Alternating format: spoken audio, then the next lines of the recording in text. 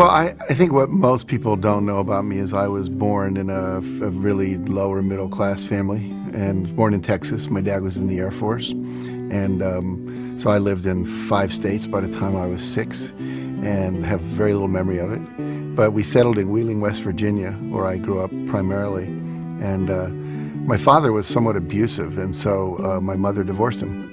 And I got a stepfather who really raised me from the time I was about 6 until graduate high school.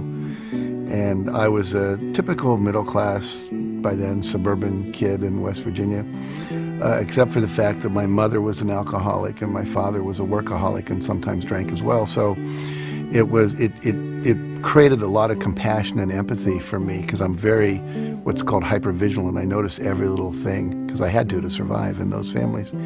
And also, I think I have a huge sensitivity to pain, and that was really how I got started. The Chicken Soup for the Soul books, which really catapulted my career, those came about when one of my students at some lecture I was giving said, "You know that story about the puppy you just told?" And I said, "Yeah." She said, "Is that in the book anywhere?" I said, "No." And she said, "Well, it needs to be." And I said, "Why is that?" She said, "My daughter needs to read that story." "Well, just tell her the story." "I can't remember. I need to see it in the book." When you're a kid, you have an impulse to act, you act. You want to touch the cat, you want to throw the cat out the window. You want to stick your hand into the VCR and put peanut butter in there, you do. The problem is, as we're growing up, we get conditioned by our parents and our caretakers and our siblings and our teachers and coaches and nuns and all these different people that come into our life. Don't do that. Stop. That's bad. You know, we get slapped and told we're not okay. And so after a while, when we go to do something, we're looking, is it okay if I do this, you know? Instead of just doing it. All my sons and my stepson and my stepdaughter have been great risk takers. They're all artists. One's a drummer, one's a hip-hop singer.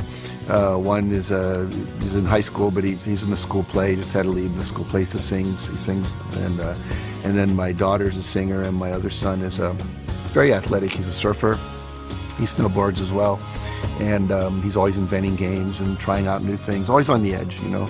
Always coming in with cuts and scrapes, which I love, because they're out there on the edge of their potential, exploring how they can keep pushing it. And it's not that they never get scared or they never feel rejected and have to go through things, but they seem to rebound very quickly. Every one of us knows what we want. We can feel it. I'll just tell people, if you could have anything you want and there were no limitations, what would you do? And everyone has an answer. Little kids, big adults. And that's their core essence. And if we all just fully do that which we're passionate about and understand the principles for how to bring that into being, then I believe the world will work perfectly. And that's why I do what I do.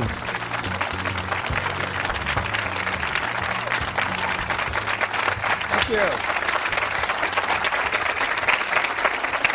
Thank you very much. Well, it's a pleasure to be here and to share these ideas with you and really help you take your life to the next level, which is what we all want to do, or we wouldn't come out to these kind of events.